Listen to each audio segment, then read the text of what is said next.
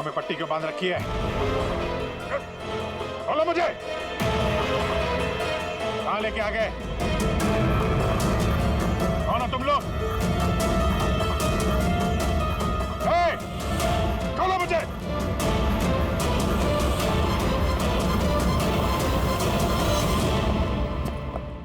कौन हो तुम लोग? पट्टी खोलो।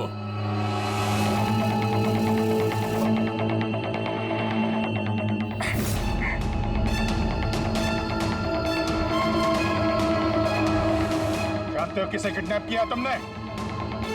एक सीआईडी ऑफिसर। अभिजीत, अब तुम एक सीआईडी ऑफिसर नहीं रहे।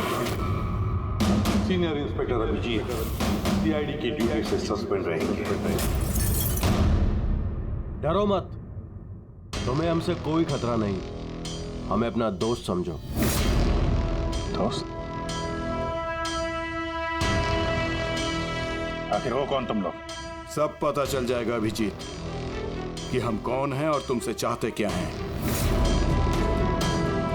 वहां अंधेरे में छुप के क्यों खड़े हो? हिम्मत है तो सामने आओ। हम अंधेरे में इसलिए हैं क्योंकि ये देश और समाज रोशनी में हमें हमारा काम करने नहीं देता। क्या मतलब? हम भी तुम्हारी तरह कानून के रखवाले हैं, लेकिन तुम कानून के दायरे में रह के काम करते हो और हम उसके बाहर।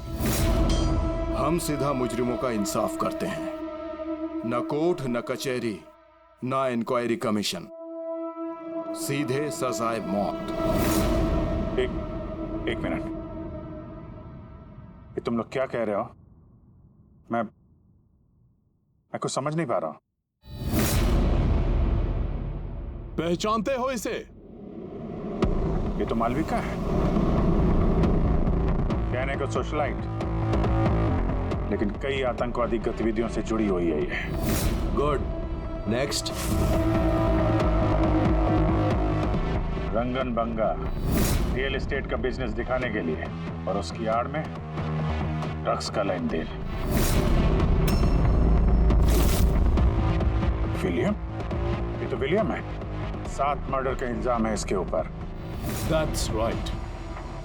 मगर मुझे क्यों दिखा रहे हो इनकी तस्वीरें?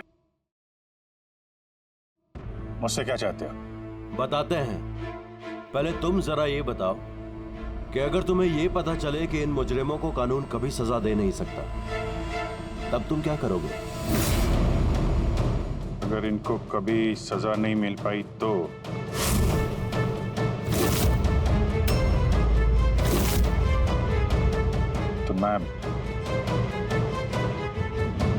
मैं खुद मार दूंगा इनको। वैसे भी किसी भी मुजरिम को इस धरती पे सांस लेने का हक नहीं है। सबको कुचल के मार देना चाहिए, सबको। Very good. तुम्हारे अंदर हम यही जोश और जुनून देखना चाहते थे। हम तुम्हारा दर्द समझ सकते हैं अभिजीत। अगर बाला गलती से मारा भी गया तो क्या फर्क पड़ता है? था तो वो एक मुजरिम है ना। अब तुम ही बताओ अभिजीत, इतने सालों की ड्यूटी का ये जो सिला मिला है तुम्हें, क्या ये ठीक है? इनके जैसे ऑफिसर्स की वजह से ही कानून का नाम खराब हो रहा है इस देश में। और मानव अधिकार की धज्जियां उड़ा देते हैं इन जैसे कानून के रखवाले। हाथ में गन या ताकत क्या आ जाती है? इन्हें लगता है कि अपनी मनमर्जी करेंगे। नहीं, बिल्कुल ठीक नहीं है।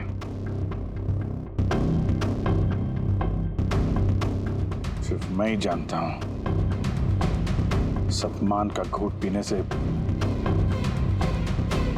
क्या बीत रही है मुझ पे। किस आग में चल रहा हूं मैं। हम समझते हैं अभिजीत, इसलिए तो तुम्हारी तरफ दोस्ती का हाथ बढ़ा रहे हैं। हमारे गैंग का काम है उन मुजरिमों का सफाया करना जिन्हें अदालत ने खुला छोड़ रखा है। बनोगे हमारे गैंग का हिस्सा? सोच क्या रहे हो अभिजीत?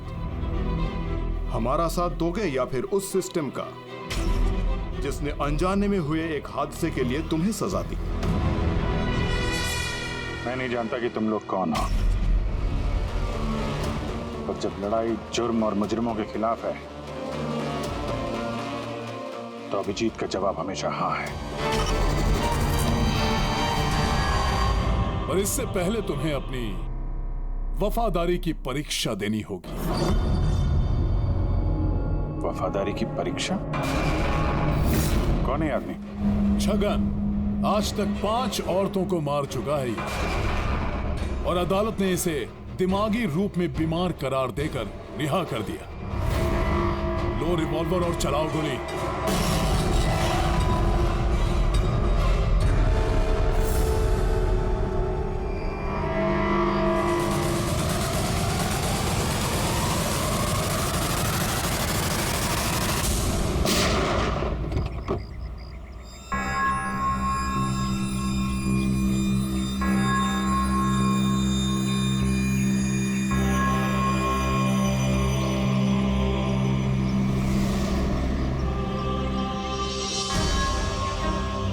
हमारी फ़ोन का इंतज़ार कीजिएगा।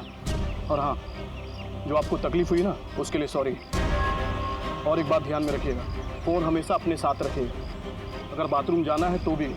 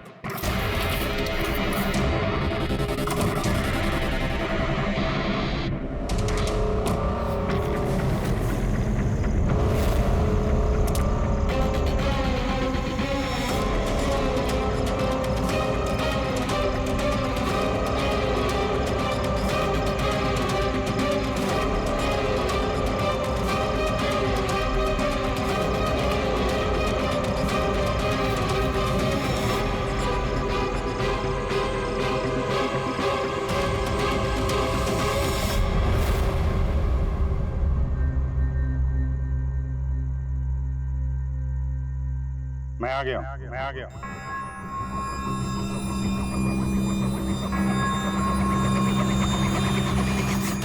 हमारा अंदाजा सही निकला। मतलब जो कहानी हमने फैलाई थी वो मान लिया उन लोगों ने। और चारा ही क्या था, जिस जाल में वो लोग फंसे हैं उसे हमने 1 महीने पहले ही देखा था। सर, इतने खतरनाक मुजरिमों का एक के बाद एक ऐसे खून हो जाना, ये संयोग नहीं हो सकता सर। सर, इन सब मुजरिमों का ये नया दुश्मन कहां से आ गया?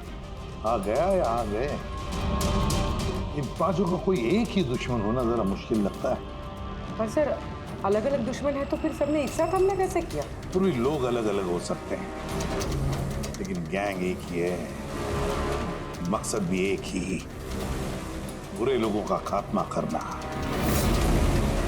लेकिन कानून को अपने हाथ में लेकर अलग अलग शहरों पे अलग अलग टाइम पे खून करना, इतनी लंबी प्लानिंग किसी एक आदमी के बस की बात तो नहीं है। बिल्कुल ठीक कह रहे हो अभिजीत। लगता है कुछ मिल गया तुझे, हैं? हाँ बस। क्या? बस इसमें कोई एक खूनी नहीं है, क्योंकि अधिकतर हर एक खूनी का खून करने का अपना एक खास पसंदीदा तरीका होता है, लेकिन यहाँ पर ऐसा नहीं है। ये देखो, इसे गोली मारी गई है।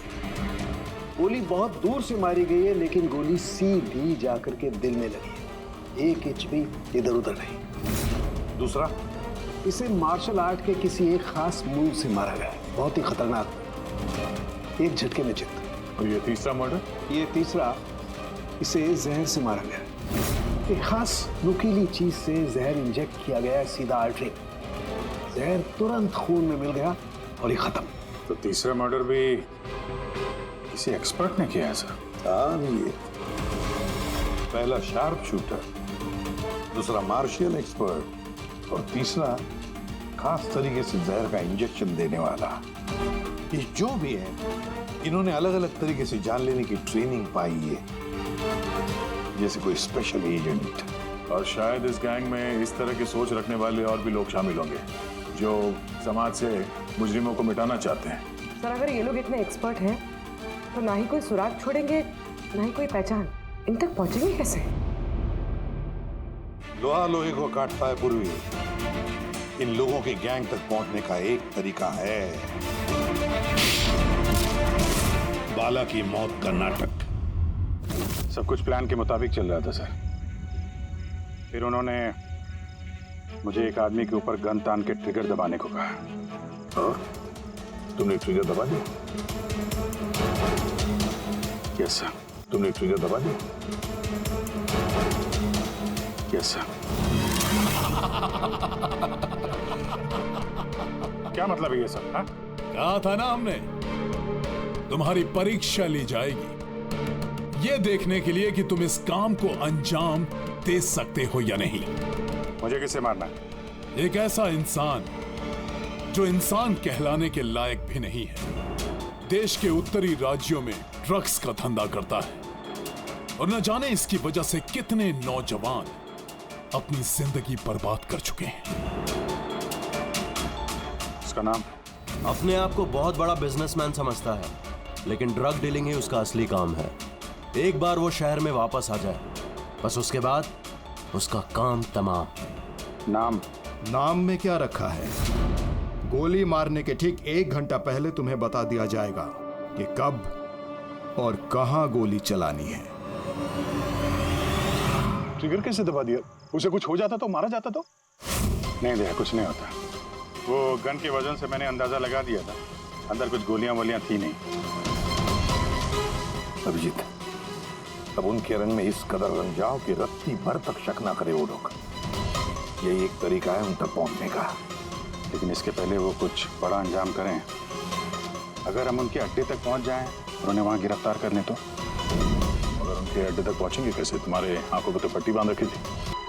पट्टी बंधी थी दया, लेकिन उनके अड्डे से घर पहुंचने तक मैंने रास्ते को अच्छी तरीके से महसूस किया है और जो कुछ मुझे लगा मैंने इस पेन ड्राइव पर रिकॉर्ड किया है। ये मेरे कपड़े हैं, जूते हैं, इनसे भी शायद कुछ मदद मिले उनके अड्डे तक पहुंचने के लिए। सर, जो भी करना है जल्दी करना होगा। कभी भी मुझे वो फोन आ सकता है ड्रग डीलर को मारने के लिए।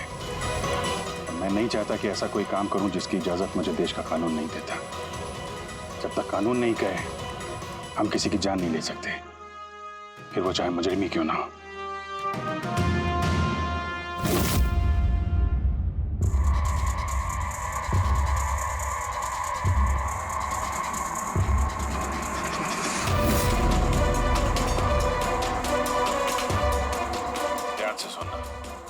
के 1.5 घंटे लगे थे मुझे उनके अड्डे से अपने घर आने में।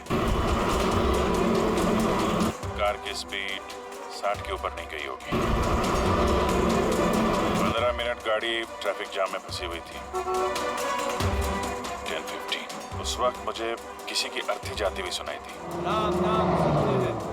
और हाँ, जब हम अड्डे से निकले थे तो वहाँ कहीं मंदिर में आरती हो रही थी लाउड स्पीकर पर।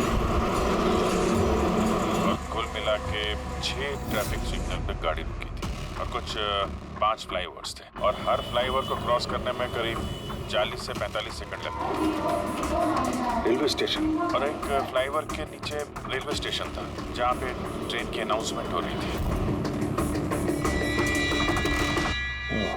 सर आप अंदर।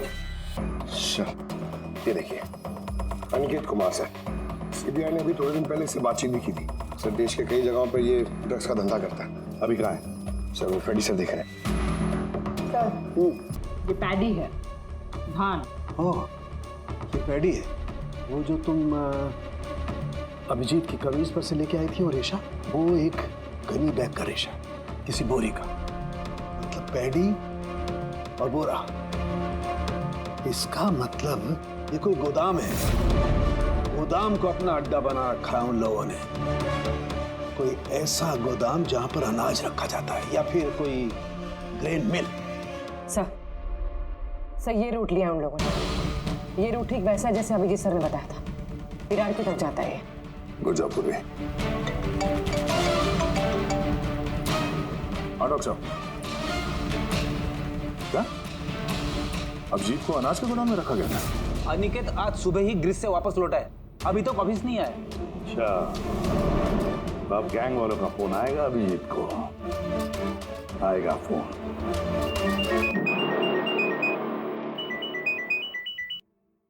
हेलो, आपके लिए एक खुशखबरी है अभिजीत सर। जिस घड़ी का आपको इंतजार था वो आ गई है। आज आपके शुभ हाथों से एक मुजरिम को सजा मिलेगी। ठीक 1.5 घंटे के बाद एक काले रंग की गाड़ी आएगी आपके पास और बता देगी कि आपको किस पे और कहां गोली चलानी है। मगर राइफल कौन सी है?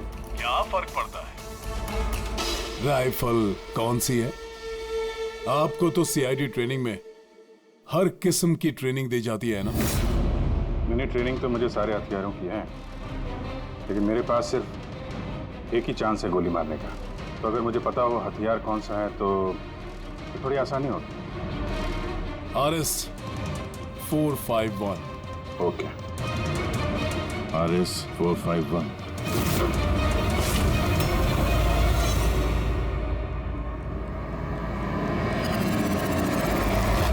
क्या कह रहे हैं आप? मेरी जान को खतरा है? फिर तो मैं कहीं जाऊंगा ही नहीं, घर के अंदर ही छुप के बैठूंगा मैं। सारी मीटिंग्स कैंसिल। अनिकेत, घर में छुप कर बैठने से कोई फायदा नहीं होगा। उन लोगों ने ठान लिया है तुम्हें मारने का, और वो मार कर ही रहेंगे तुम्हें। और कुछ कीजिए ना, आप लोग सीआईडी वाले हैं, बचा लीजिए मुझे। बचा लेंगे हम तुम्हें। सिर्फ इस बार गोली हमारा ऑफिसर तुम पर चलाएगा। तुम्हारे इन कपड़ों के अंदर एक बुलेट प्रूफ जैकेट होगा और कुछ खून के पैकेट्स। अगर निशाना इधर उधर चला गया तो, अगर गोली सर पर लग गई तो? कुछ नहीं होगा, क्योंकि गोली भी नकली होगी। और हाँ, तुम्हें तुम्हारे कर्मों की सजा जरूर मिलेगी, मगर पहले हम तुम्हारे जरिए उस मास्टरमाइंड को पकड़ेंगे। अब बताओ, मीटिंग के लिए कहाँ जाने वाले थे तुम? अगली मीटिंग 1 घंटे में है। एक मॉल के बाहर एक प्रोडक्ट लॉन्च है। मॉल के बाहर? हेलो, मुझे लगता है मिशन कैंसिल करना पड़ेगा। मगर क्यों? बाला जिंदा है।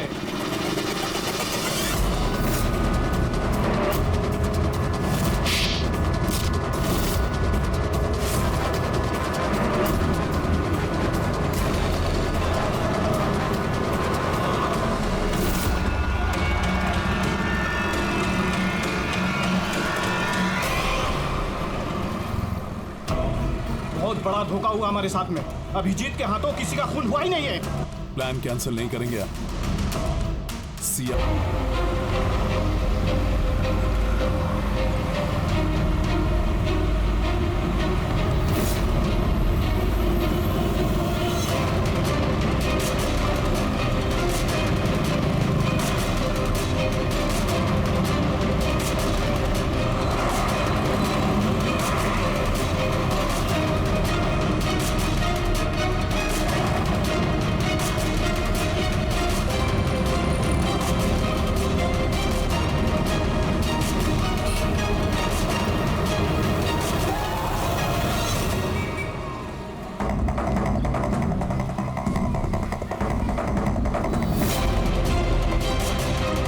यहाँ पे वो आदमी आने वाला है।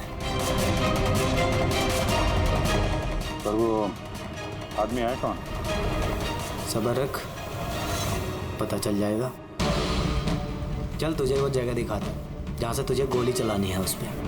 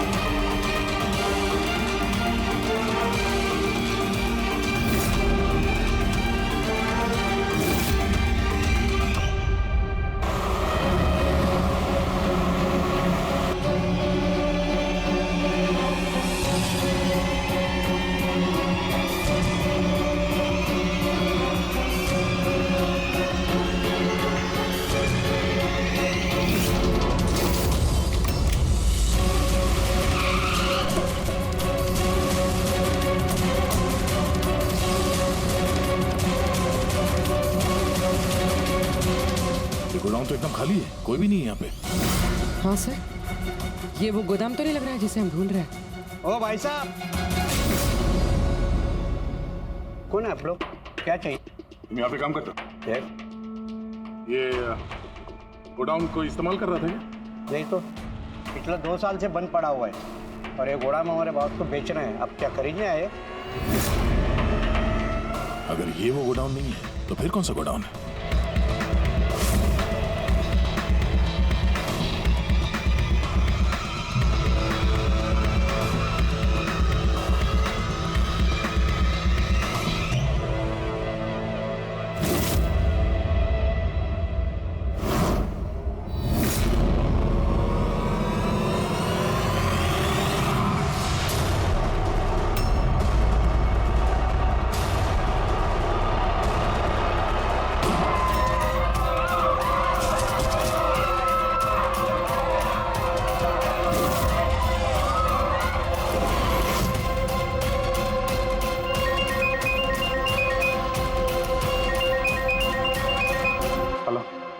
अभिजीत, तेरी कामयाबी के लिए अनिकेत की टिकट कट चुकी है। अब बैठो गाड़ी में, मिलकर बधाई दूंगा तुम्हें। ठीक है, आ रहा हूं मैं।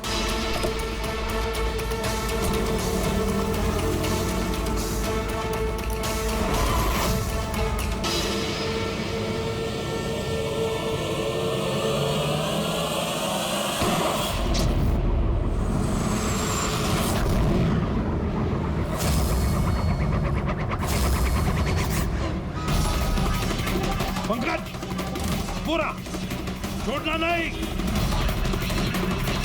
ओह नो सर। क्या हुआ? सर मुझसे एक गलती हो गई। वो तिलक नगर वाला गोदाम में सो गया। सर ये देखिए सर, वहाँ पर भी मंदिर है, स्मशान है, फ्लाईओवर है और रेलवे ट्रैक है। कहीं ये वही गोडाउन तो नहीं है? कितनी दूर है यहाँ से?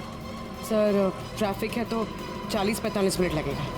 सर मुझे को पता था हमारे प्लान का। अभिजीत सर नकली गोली चलाने वाले थे। अभिजीत की जान को खतरा है, दया को फोन करना होगा। दया, देखो अनिकेत पर किसने गोली चलाई है, असली गोली। हाँ, अभिजीत की जान को खतरा है। उनके अड्डे का पता चल गया? नहीं सर, ढूंढ रहा हूँ। जल्दी जल्दी दया, टाइम नहीं है हमारे पास।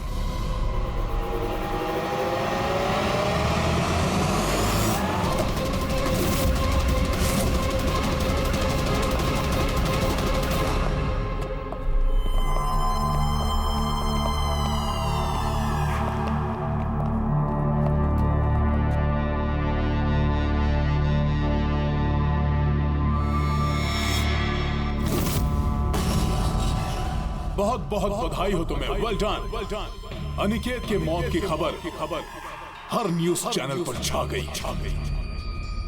और अब तुमने हमारा विश्वास जीत लिया है। इसलिए अब हम अंधेरे से रोशनी में आकर तुमसे अपनी पहचान करवाएंगे।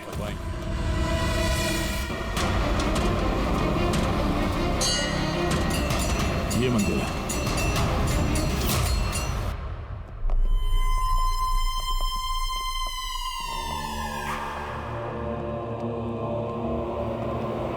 हमारे पैनलिस्ट हैं ex IB officer Sanjeet ji, ex जज miss Mandira, ex army officer mister Ranveer. Oh, तो आप लोग हैं? हाँ, हम। क्यों? हैरानी हुई हमें देखकर?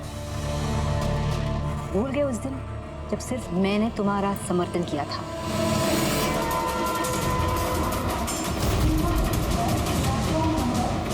ये रेलवे स्टेशन। अभिजीत, हम सबका मकसद एक है, जुर्म का सफाया। मगर आपके ये चौथे साथी, इनको क्या हुआ है? ये सामने क्यों नहीं आ रहा है? मैं सामने आऊंगा भी नहीं, क्योंकि तुम एक धोखेबाज हो।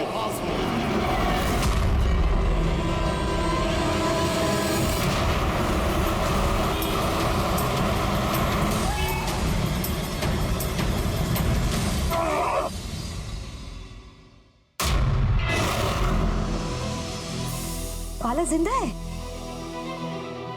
हाँ, ये जिंदा है क्योंकि ये सब सीआईडी की सोची समझी चाल थी हमें फंसाने के लिए।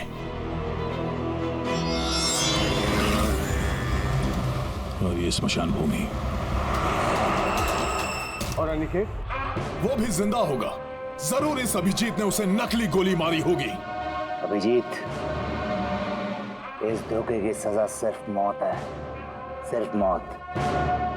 तुम और बाला दोनों मरोगे, दोनों। और तुझे हम नहीं मारेंगे,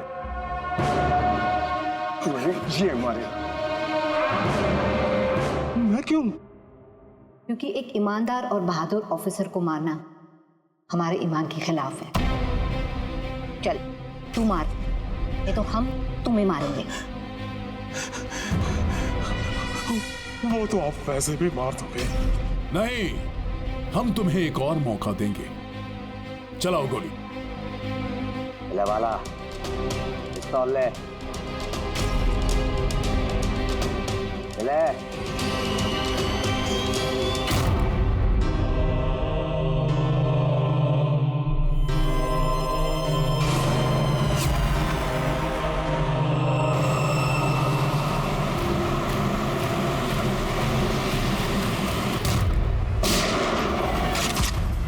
कोई नहीं भागेगा। चल। मैं आपका होस्ट अभय कुमार। हम लोगों ने जो कुछ भी किया उसका हमें बिल्कुल अफसोस नहीं। हम लोग भी देश के लिए कुछ करना चाहते थे, जैसे आप लोग करना चाहते हो। देश के लिए कुछ कर गुजरना बड़ी अच्छी बात है, पर जो रास्ता तुम लोगों ने अपनाया ना, वो गलत है, कानून के खिलाफ है। तो कानून कौन सा 100% परफेक्ट है? ये वही कानून है जिसके चलते इतने सारे मुजरिम समाज में आजाद घूम रहे हैं। उस अनिकेत को भी आपने बचा लिया ना? हाँ, अनिकेत को हमने बचा लिया, सिर्फ गोलियों से, कानून से नहीं, समझे? रही बात परफेक्शन की, तो 100% परफेक्ट कुछ भी नहीं होता है, उसे बनाना पड़ता है। आप लोगों का तरीका क्या परफेक्ट है? क्या गारंटी है इस बात की कि अपनी सनक के चलते तुम लोगों ने सिर्फ गुनहगारों को ही मारा है, किसी निर्दोष को नहीं? अब उसी अदालत के सामने जाकर अपनी शिकायत पेश करना, उस अदालत से जिससे तुम इतने परेशान हो। अब वही अदालत तुम्हारा इंसाफ भी करेगी। अब पता चलेगा तुम लोगों को कि अपने देश के कानून की मर्यादा का एहसास क्या होता है। केस बड़ा ही पेचीदा था सर। हाँ, तो मुजरिम भी तो पकड़े गए और एक केस खत्म। चलो भाई, घर नहीं जाना क्या? मगर अभी एक अपराधी को पकड़ना बाकी है। क्यों दया? Hello CID. कौन है आप लोग? क्या चाहिए? मैं विक्रांत हूँ, क्राइम टीम से। हमें यहाँ की तलाशी लेनी है। ये सर्च वारंट है। तलाशी?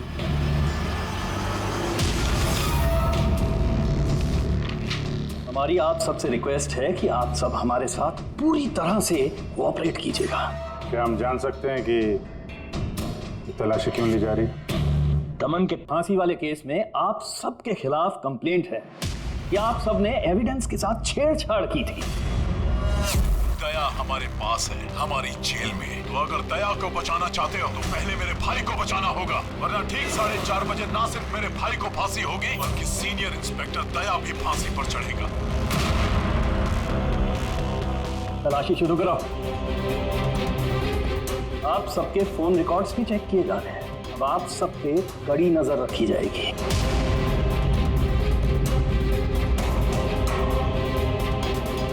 और हाँ, आप सबके साथ अकेले अकेले सवाल जवाब भी किए जाएंगे। मेरी आपको पर्सनल सलाह है, जो भी बोलना बिल्कुल सच बोलना। ये सीआईडी का फ्यूचर तय करेगा। सीआईडी से हैं, कोई पानी का बुलबुला नहीं। और तुम कौन होते हो हमारा फ्यूचर तय करने वाले? हाँ? सीआईडी की बुनियाद सच की नींव पे टिकी है, झूठ बोलना हमें आता नहीं। हाँ हाँ पता है, आप सीआईडी वाले हो, पता है।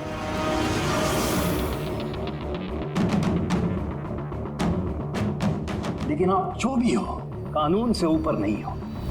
और अब वक्त आ गया है कि आपको कानून की याद दिलाई जाए। ना पता है हमें, हम कानून से ऊपर नहीं, पर हम कानून के रखवाले हैं। कानून के रखवाले हम सीआईडी वाले, और हम गर्व से कहते कि हम सीआईडी वाले हैं। और हमारे खून का एक एक कतरा सीआईडी को और इस देश को समर्पित है। सीजू, जिसे बच्चों की तस्करी के लिए देश के हर राज्यों की पुलिस तलाश कर रही थी, वो आखिरकार सीआईडी के हाथों पकड़ा गया। अब सीआईडी की टीम बाला से पूछताछ करेगी और बाला के इंटरोगेशन का वीडियो बना के उसे सबूत के तौर पर अदालत में पेश करेगी, ताकि बाला को सख्त से सख्त सजा दी जा सके।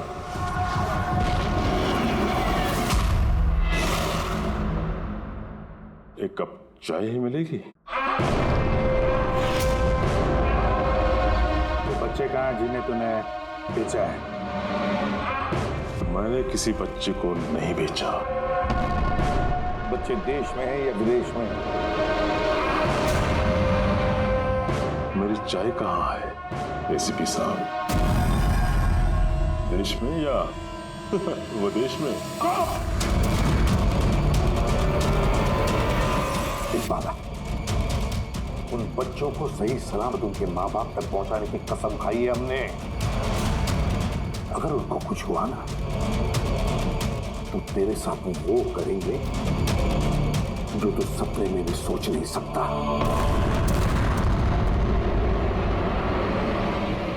एसीपी साहब, आप मुझे धमकी दे रही हो?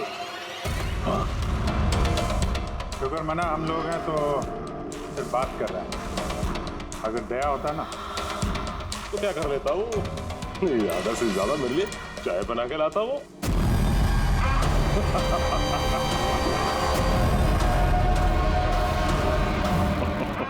नीचे का। अरे मैडम जी, आप ही मेरे लिए चाय बना के ले। वैसे भी औरतों का काम रसोई घर में होता है, सीआईडी में कहाँ फिर रहे हो आप? तेरी तो और अगर मुझे मैडम जी के हाथ की चाय अच्छी लगी, हाँ, तो मैं इनसे शादी करने के बारे में भी सोच सकता हूँ। वकील साहब, ये हद से ज्यादा बढ़ रहा है। क्यों?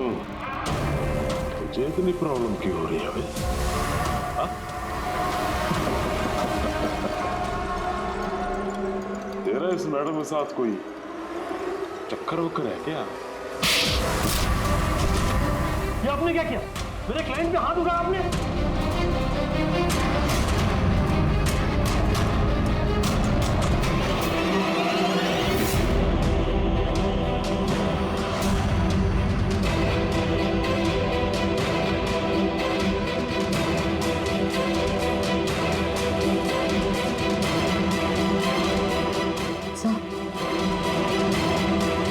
सही से he's dead?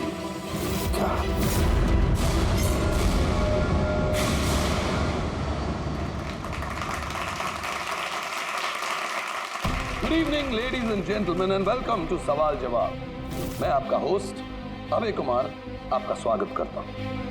आज का विषय या डिबेट है कि क्या हमारे देश में कानून के रखवाले कानून से बड़े हैं? आप सब लोग ने हाल ही में इस केस के बारे में सुना होगा, जहां सीआईडी के सीनियर इंस्पेक्टर मिस्टर अभिजीत पर बाला नामक एक क्रिमिनल की मौत का इल्जाम लगाया गया। इसलिए आज हमारे साथ मौजूद है खुद senior inspector Abhijeet from the CID bureau, उनके साथ ही ACP Pradyuman ji, welcome sir, और senior inspector Daya CID bureau से। हमारे पैनलिस्ट हैं ex army officer mister Ranveer, ex IB officer Sanjeet ji और एक्स जज मिस मंदिरा, और साथ ही हैं क्राइम के सीनियर एडिटर मदन कुमार जी, और साथ में मौजूद हैं और सीनियर जर्नलिस्ट और ह्यूमन राइट एक्टिविस्ट। तो मैं शुरू करना चाहूंगा ह्यूमन राइट्स एक्टिविस्ट से। कहिए, इस केस के बारे में आपका क्या कहना है? इनके जैसे ऑफिसर्स की वजह से ही कानून का नाम खराब हो रहा है इस देश में। बिल्कुल ठीक। हाथ में गन या ताकत क्या आ जाती है, इन्हें लगता है कि अपने मनमर्जी करेंगे और मानव अधिकार की धज्जियां उड़ा देते हैं इन जैसे कानून के रखवाले। हाँ, मैं तो कहता हूँ कि इन पुलिस वालों से गन ही वापस ले लेनी चाहिए। गन चलाने की नैतिकता क्या होती है इन लोगों को समझ में नहीं आती। जी मैं तो ये कहूंगा कि ये लोग सिर्फ राई का पहाड़ बना रहे हैं। बाला सीआईडी वालों के साथ बदतमीजी कर रहा था। अब ऐसे में अगर हाथ उठ भी गया तो इसका मतलब ये तो नहीं है ना कि अभिजीत पर खूनी बनने का ठप्पा ही लगा दें आप लोग। और किसी मुजरिम से होता गलती से एक खून तो क्या आप उसे छोड़ देते हैं, या फिर कोई आम इंसान से? नहीं ना। तो फिर जो नियम आम इंसान पे लागू होता है वो इन सीआईडी वाले पे क्यों ना हो? मिस मंदिर, आप कब से चुप बैठी हैं? इस विषय के बारे में आप क्या कहना चाहेंगे? अभी जी मैं चुप इसलिए हूँ क्योंकि जिस सीआईडी टीम की बहादुरी की मिसालें लोग देते हैं उनको आज यहाँ अपमान करना ठीक है क्या? देखिए, मेरे हिसाब से इस बहस का कोई अंत नहीं कि अभिजीत सही है या गलत। ये सब अपने अपने नजरिए पे डिपेंड करता है। अब मैं बात करना चाहूंगा एसीपी प्रद्युमन जी से, जिनका लंबा करियर जो देश के प्रति जिम्मेदारी और फर्ज से भरा हुआ है। इस केस में आप किसका साथ देंगे, सीआईडी के अभिजीत जी का या फिर कानून का? देखिए, आज तक मैं हमेशा कानून का साथ देता आया और आगे साथ देता रहूंगा। इंसाफ होके रहेगा और मैं ये कहने का किसी को भी मौका नहीं दूंगा कि कानून हम सीआईडी वालों के लिए अलग है और आम लोगों के लिए अलग। जब तक इंक्वायरी कमीशन का डिसीजन नहीं आता तब तक सीनियर इंस्पेक्टर अभिजीत सीआईडी की ड्यूटी से सस्पेंड रहेंगे।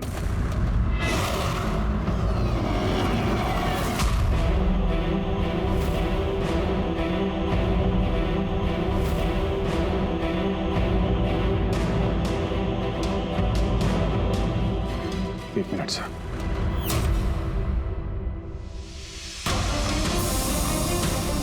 तो मेरे बारे में लोग क्या कहते हैं इससे मुझे कुछ फर्क नहीं पड़ता। अभी आपके मुंह से जो कुछ सुना बहुत तकलीफ हो रही है सर। जो कुछ हुआ आपके सामने हुआ, आप वहीं पे मौजूद थे। अपने दिल पे हाथ रख के कहिए सर कि मैंने जानबूझ के उस आदमी को मारा है। और अगर आपका जवाब हाँ है तो मैं बिना किसी अदालत के फैसले के खुद फांसी के फंदे के सामने जाके खड़ा हो जाऊंगा। अभिजीत, रिलैक्स। नहीं यार दया, बस अच्छा मजाक बना रखा है। हर कुछ महीनों में कुछ लोग हमारे ऊपर इल्जाम लगाते हैं और सर हमारा साथ देने के बजाय हमें सस्पेंड कर देते हैं। और आप लोग बड़ी बड़ी बातें कर रहे थे मानव अधिकार की। क्या कह रहे थे आप? हमारे हाथों से गन ले लेनी चाहिए। अगर आज आप लोग अपने घरों में सुरक्षित तरीके से होली दिवाली मना रहे हैं वो इसलिए कि हमारे हाथों में गन्स हैं। हम लोग रात भर जागते हैं ताकि आप लोग चैन की नींद सो सकें। जब मुजरिम यहां सर पे बंदूक तानता है, छाती पे गोली चलाने वाला होता है और तब आपको यह याद दिलाया जाता है कि आपको पलट के मुजरिम पे वार नहीं करना है, सिर्फ टांग पे गोली चलानी है। उस दिन मैं आपसे ह्यूमन राइट्स और मानव अधिकार की स्पेलिंग पूछूंगा। उस दिन। आज मैं दुनिया वालों के सामने खुल के बोलना चाहता हूं, बाला जैसे आदमी को जिंदगी जीने का कोई अधिकार नहीं। वैसे भी अदालत उसे फांसी की सजा देती ना। कुछ दिन पहले मर गया तो कौन सा तूफान आ गया। पर इतने साल अगर सीआईडी में मेरे हाथ बंधे नहीं होते तो इन जैसे लोगों का इंसाफ मैं कब तक कर चुका होता है। और वैसे भी ऐसे कानून का क्या फायदा जो मुजरिमों को सजा नहीं दे सकता। और वो कानून मुझे क्या सस्पेंड करेगा। मैं खुद सस्पेंड करता हूं ऐसे कानून।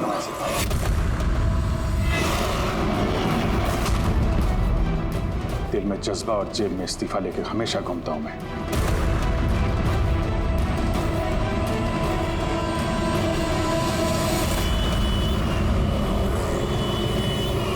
अरे यार हम लोग तो दोस्त है यार, दोस्त। अरे मेरे दोस्त क्या चाहिए आपको आज? अरे कुछ मेरे दोस्त के लिए लेके आओ यार। आप और हम एक चल चल। अभिजीत, क्या हो क्या तुम्हें? अरे कौन सी जगह पे बैठे? और किस तरह के लोग हैं साथ में? चलो उठो उठो, चलो घर चलो। कहाँ चले? सीआईडी ब्यूरो ही तो मेरा घर था और मुझे वहां जाने की परमिशन नहीं। सर सर सब ठीक हो जाएगा सर, आप यहाँ से चलिए। सब ठीक हो जाएगा? इससे ज्यादा और क्या ठीक होगा? और अब मैं सीआईडी ऑफिसर नहीं हूं। कोई भी ह्यूमन राइट्स वाला, कोई भी इंक्वायरी कमीशन मेरा कुछ नहीं बिगाड़ सकती। सारे मुजरिमों को एक एक करके मार डालूंगा मैं, और तुम लोग भी मेरा कुछ नहीं कर सकते। और ना वो तुम्हारा एसीपी प्रद्युमन। जाओ उसके पास जाओ तुम लोग, मुझे तुम लोगों की शक्ल नहीं देखनी। जाओ। अभिजीत तुम होश में भी हो? तुम्हें पता है तुम क्या बोल रहे हो? अरे छोड़ो यार, ये दोस्ती दिखानी थी ना तो उस दिन दिखानी चाहिए। आज ही अपनेपन का ढोंग करने की कोई जरूरत नहीं है। क्या बोला तुमने? ढोंग? तुम्हें ये ढोंग लगा? और क्या? सही है, एकदम सही है। सर जाओ जाओ, तुम भी निकलो।